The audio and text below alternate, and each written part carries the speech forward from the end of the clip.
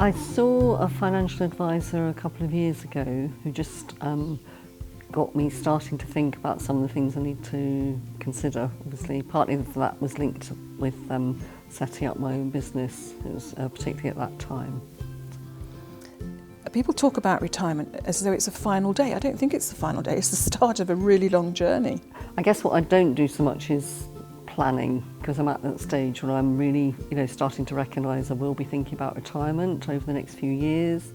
Rose is looking to retire, and she's got a number of pension plans, but she doesn't know what they can do for her in retirement. To start your journey, your glide path into retirement, it's about looking at what your need in retirement is going to be. So that's establishing your expenditure.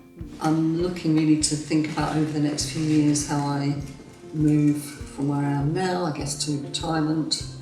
And wondering really about whether there's an opportunity to, because I'm, in theory, a little bit more in charge of my time and what I'm doing, to be able to potentially look at how I might taper that. So taper towards retirement rather than just kind of stop. Yeah.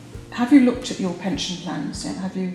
Yes, I've tried to have a bit of a dig around because I'm in that position. I guess a lot of people are. Where I've got a bit of pension here and a bit of pension from a job I did, 30 years ago, and so it's all a little bit all over the place. So. And that's one of the things an advisor can do for you. Once you give them a letter of authority, they can write to all of those pension providers and bring all that information together, so it can be put into one place. I did get like an annual statement about, and it says something like, if you retire in 7 years' time, your pension could be £103 a year or something like that. So I find that really scary because I think, what?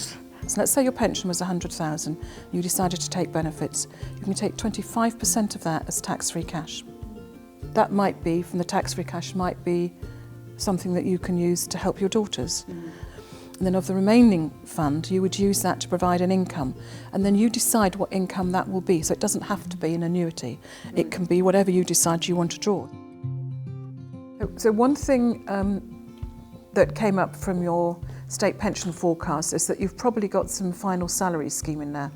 Now, you can try and look that up and try and remember where that final salary could come from. And that would give you a guaranteed monthly amount. So if you've got something that's like saying it's a guaranteed minimum pension, does that mean that that's what you're going to get, or does it mean you could translate that into what we were talking about before in terms of that then being part of a bigger pot? You can do both.